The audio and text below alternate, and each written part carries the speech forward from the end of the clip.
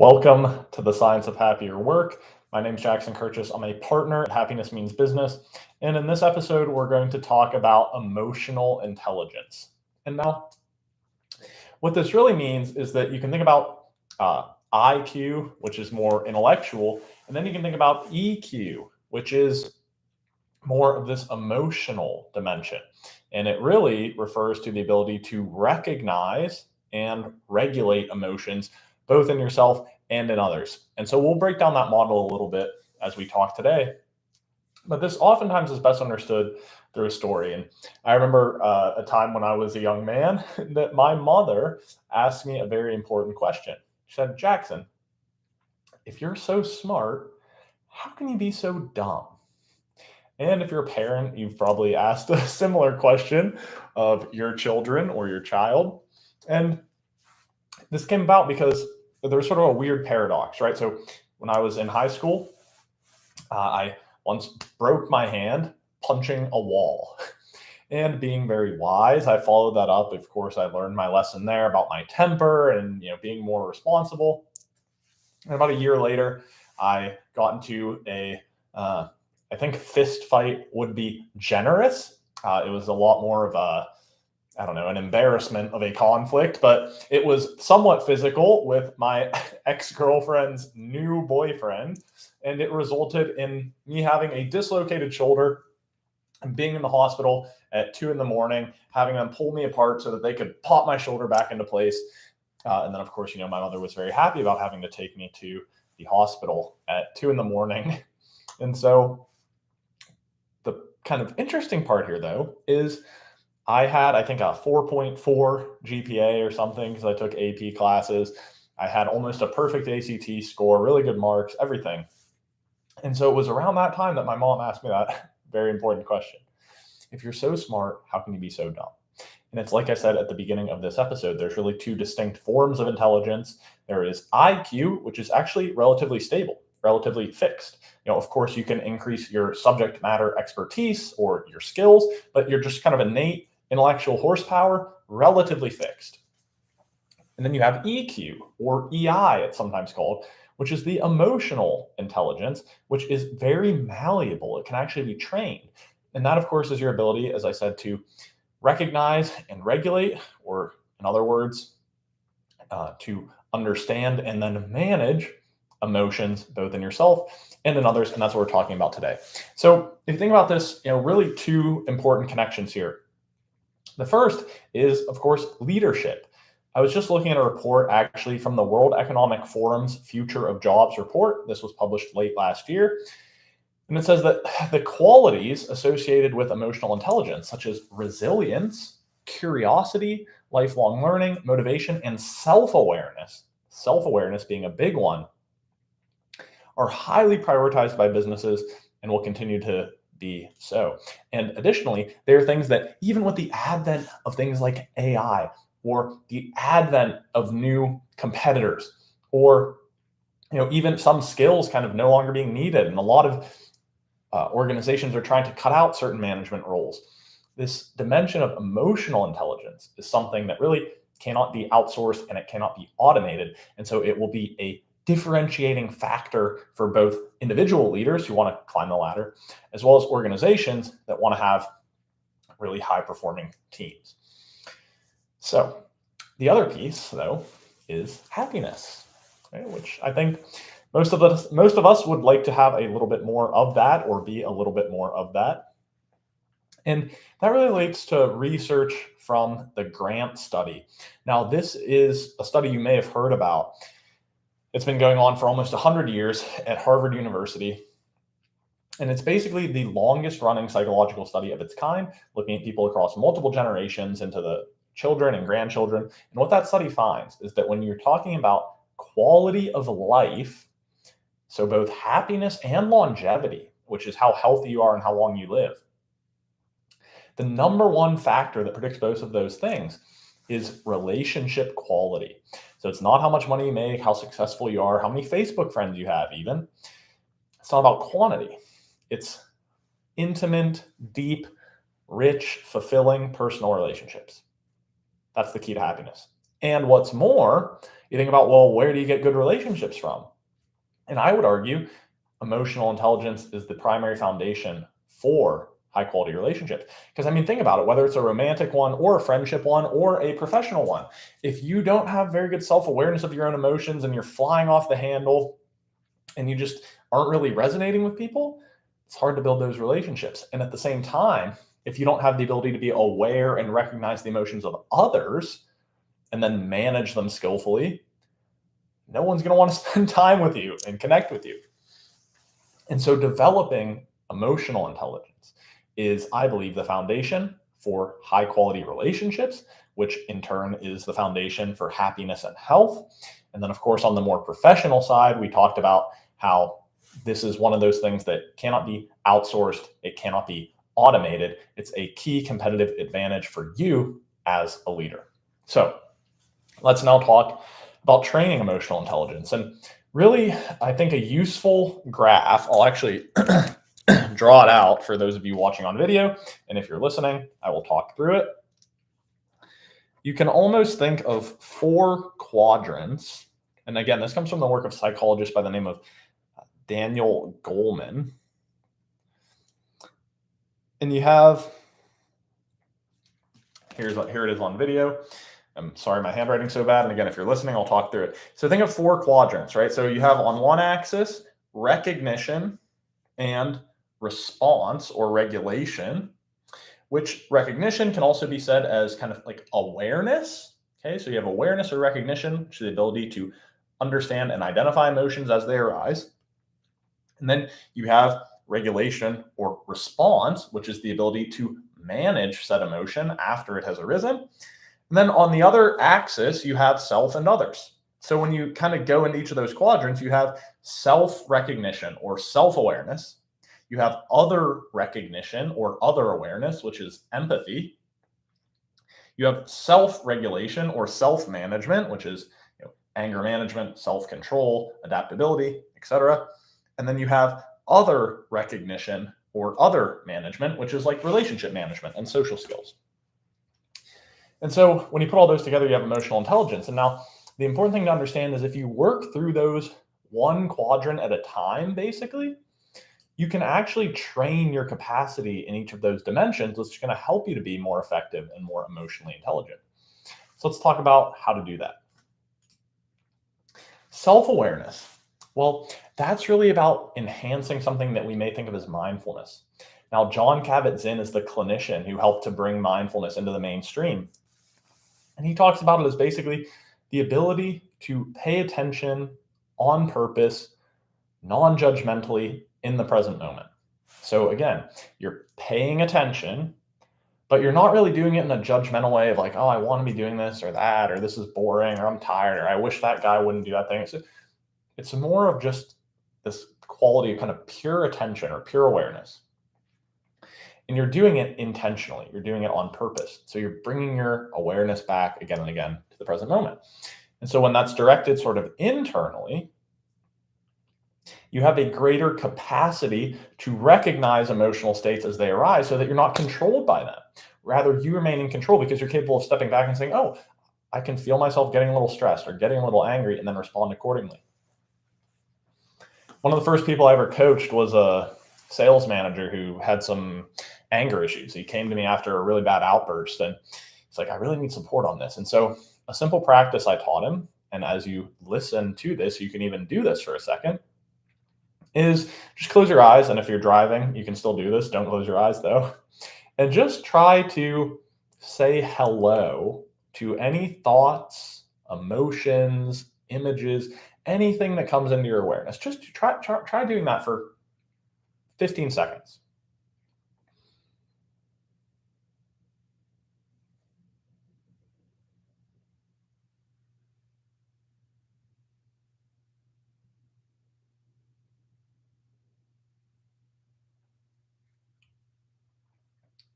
Okay.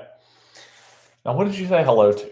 And you maybe thought, oh, this is a little bit of a weird exercise, but I imagine if you paid attention, you had thoughts coming in there. Maybe it was like, oh, I got to send that email, or oh, I got to stop at the store, or I got to, well, what am I going to eat for dinner today? all these little thoughts. I also had the emotional experience of saying, oh, well, this is kind of weird to be standing in front of a camera with my eyes closed for 15 seconds. So I could kind of say, hello, anxiety, or hello, discomfort, right? So as you do that, what you're doing is building a capacity right there. Almost like you can build a muscle, right? You lift a weight like this and you're strengthening the bicep. By practicing that cognitive mode of saying hello to mental thoughts and formations and emotional states, etc., you build that kind of awareness muscle, to use a metaphor. And this person I coached, I remember he called me one day. He said, Jackson, you're not going to believe this. I think I'm going crazy. I walked inside, I had a really rough day at work. I didn't make any sales. I was already kind of annoyed. And I stubbed my toe on the coffee table. And just as I was about to freak out, I heard myself say, hello, pain. And then I sort of just stopped. And it still hurt a little bit, but it kind of calmed me down. And I said, well, there you go. It's working. So I suggest a simple practice is some sort of excuse me, some sort of like maybe even mindfulness practice, some sort of meditation, 5 minutes each morning, or it could be like 1 minute before going into each meeting, where you're just stepping back, shifting your awareness inside, and just observing and saying hello to anything that crosses your field of awareness. And in doing that, you're going to train your self-awareness. Now, the next component, social awareness, or like we said, recognition, but it's facing others. This is really about active listening, which is, again, a skill set. And there's really two main pieces of active listening. The first is paraphrasing, or sometimes I call it holding it up. So what this means is that as people are speaking to you, you are trying to just seek to understand first. Your mind might go to problem-solving mode or drifting off mode. You're trying to remain present. And as you do that, digest what they're telling you and then hold it back up to them. You don't have to do this every single time, of course. Someone says, hey, Jackson, how are you today? I've been working on this project and it's been a little challenging, but I think I'm making progress. And you say, oh, are you asking me how I'm doing today? And is it right that you are working on a project that's a little challenging, but you're making some progress? Is that right? If you do that every single time, people are going to want to hate you. But what you're really doing is just paraphrasing, holding it up to them to confirm your understanding. So if someone comes in and maybe they're saying like, oh man, I'm so frustrated. I just don't know what to do about this strategy report we're working on next quarter. It's really tough. Be like, oh, I hear you saying you're a little overwhelmed with the strategy report. Is that right? And then they might say, well, no, I'm not really overwhelmed. I think I know what to do. It's just been frustrating me a little. And so you say, oh, so it's more of a frustration. Is that right? And they say, yeah, it really is. I think it's just because I don't quite understand how to get after the revenue growth thing. So, oh, so it sounds like you want to talk about the revenue growth thing. And they say, yes. Like that conversation was so much more effective. You went from this whole big thing into exactly what we need to be doing. You're on the same page. And the way that you did it was simply by holding it up to them, confirming your understanding, and asking questions. The second part of active listening, which is going to bolster your social awareness, is listening for more than what is said. And I sometimes use the acronym BEL, B-E-L, body, emotions, and language. And that's saying that there are other things you can listen for besides just what is said. Now, here's an example. If I say, yeah, I'm really, I guess I'm really excited for this promotion. Or I say, I'm so excited for this promotion. Those were a little different, right? The body was different. So posture was down. It was less expansive, which means I was less confident in the first one. The emotion, obviously one was more positive and energetic, while the other one was more apprehensive. And then language, right? That goes beyond, again, just what is said, but even the specific word choices. So one I said, I guess I'm excited. And the other was, I'm so excited. And so by listening for each of those components, you're able to understand that in the one example, this person is probably, I guess me, nervous for the promotion and a little bit apprehensive. And the other person is like genuinely ready to go. And that would shift your conversation. So if you want to improve your active listening, the social component of emotional intelligence, a good place to start are those two rules, right? Witnessing or holding it up to them, kind of paraphrasing to confirm your understanding, and then listening for more than what is said, the body, the emotions and the tone, and then the specific language and word choices. Okay, let's continue on through these quadrants. Self-management. I think this is maybe the most important one. This is all about your self-control, your conscientiousness, your adaptability, your own even ability to manage your motivation and internal drive and resiliency. And probably the simplest model I can share with you here is something I just call applying antidotes, which really means that two opposite emotional states cannot occupy the mind and body at the same time. Now, of course, you may have a love and hate relationship with someone or something, but in one specific moment, you can't love and hate at the same time. You can be like, oh, I'm so excited to see you. I want to give you a big hug and I want to elbow you in the face. Right? Again, maybe that you could go back and forth between the two really quickly, but in that one moment, that's not how it's going to be. At the same time, you're not going to be like, oh, I'm just feeling so good. I'm just ready to take on the day. And also, I'm really nervous. They're distinct, they're opposites. And so, the way antidotes works, just like you have anti-venom, right? If you get poison, you apply an antidote to counteract that, is how can you kind of inject or apply an emotional antidote to push out whatever the negative emotion is that you're feeling. So think about it like this. Right? I mean, what's the opposite of, let's say, anxious and stressed? It's not a perfectly right answer, but maybe it's like confident and relaxed. Okay. So you can apply a mental antidote by just changing your attention or generating specific thoughts, or you can apply a physical antidote by changing your body. So let's give one example of each. A mental antidote is just pause for a second. You can pause the video or just play along with me here if you're listening. I want you to just check in how you're feeling right now. What's your energy like? What's your emotional state like? How are you? Okay, now I want you to just go through a list and close your eyes again if it's safe to. Think of maybe let's try to get for 3 people. Go through each one of them. 3 people that you just really love spending time with. Maybe it's friend or family, someone you haven't seen in a while, someone you see all the time. Really picture this person and just think about them for a second. And try to pick your top 3 or maybe even 5 people that you really just love these people and you love spending time with them. Go ahead, run through this for about 10 seconds. You can picture them, picture conversations with them, a memory with them. Just think of these 3 people, one at a time.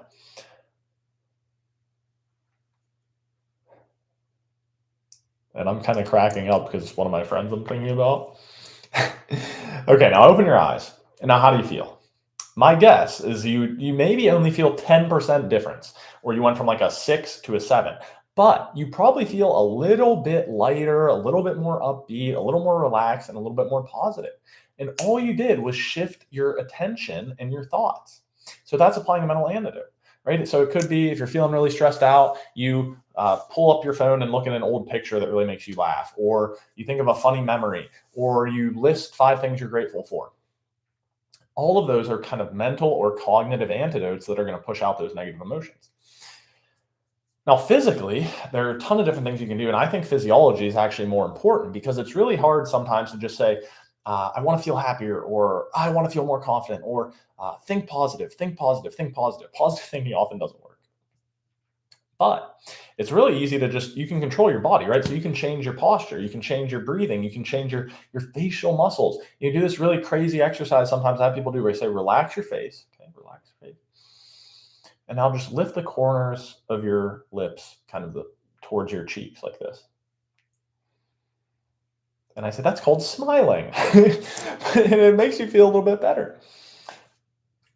Changing your breathing, a really useful tool that's been clinically researched and been shown to be extremely effective in reducing anxiety and improving mood is a cyclical sigh or a physiological sigh where you go like this. I'll show you. So you're going to breathe in at the top of the inhale. You take a second sharp inhale through the nose, and then you sigh it out. It looks and sounds like this.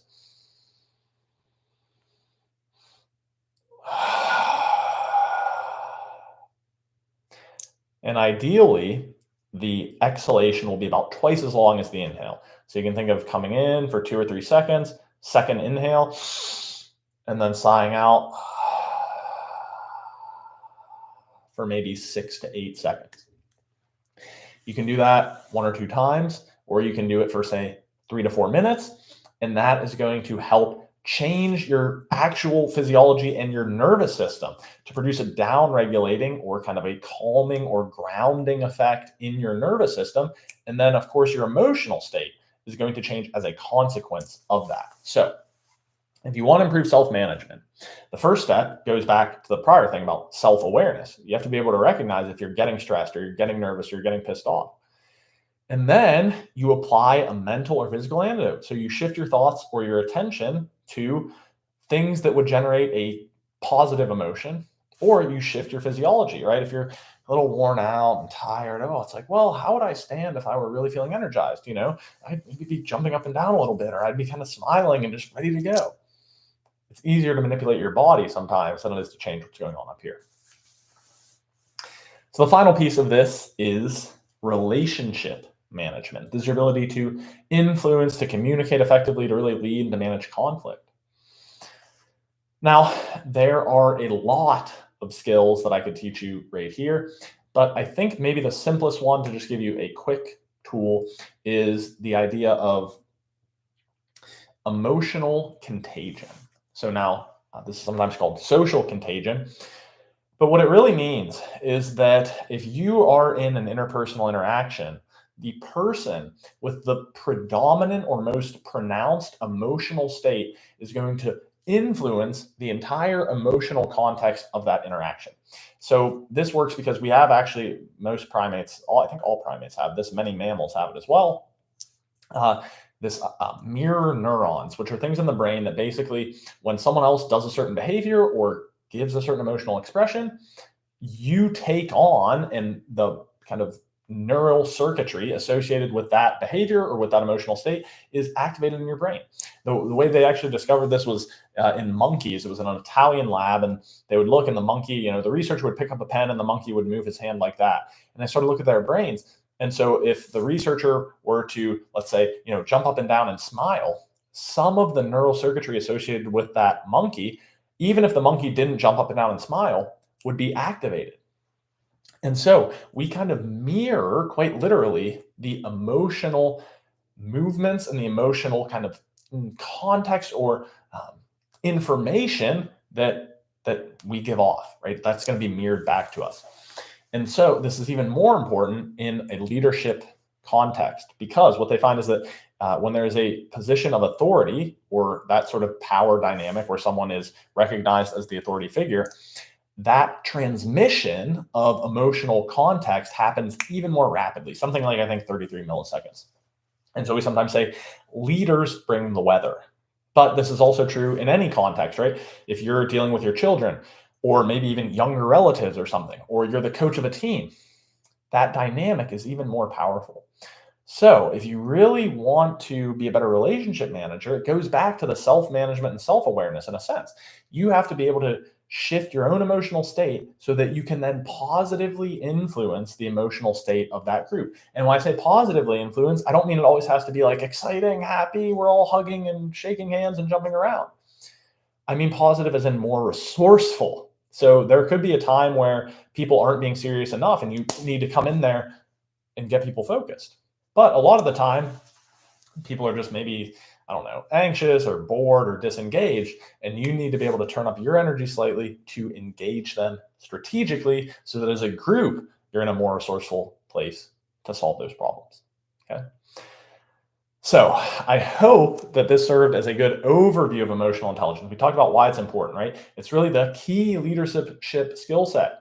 As I said, leaders bring the weather. You need to be able to recognize the emotions of people around you and manage them and support them skillfully, and do the same for yourself. That's going to help you to be a better leader. It's also going to help you to develop higher quality relationships, which is the foundation for happiness. And you can develop this by thinking again about each of those 4 quadrants, right? Self-awareness, social awareness or empathy, self-management, applying mental and physical antidotes, and relationship management, which is this idea that, again, the emotional contagion. So there you have it. There's practices you can do in pretty much each of those areas as well. Of course, you can find us at happinessmeansbusiness.com, where we share a lot of resources on things like this. And I think that you'll find a lot of value in that. But I would encourage you to really study this topic and come up with your own little training protocol for this. Maybe it's a I don't know, having a active listening conversation with your friend or partner. Maybe it's starting your meetings in a certain way where people get a little bit engaged and positive. Maybe it's your 10-minute meditation practice every single day. But investing in this skill set is going to go a long way for you. So that is it for this episode of The Science of Happier Work. As always, we share science-based tools and insights to help you be at your best in both work and in life. You can find our private sector business work at happinessmeansbusiness.com, our military and law enforcement work at warriorleadertraining.com. And that's it for now. This has been Jackson Kirchis, wishing you happiness and success.